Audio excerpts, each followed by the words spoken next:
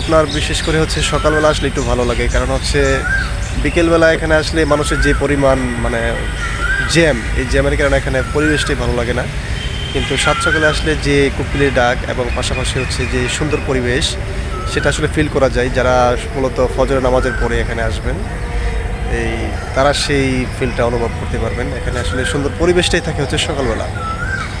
তো এই সুন্দর পরিবেশটা উপভোগ আজকে ফজরের নামাজের পরে আলহামদুলিল্লাহ আমি প্রবেশ করছি আর কি।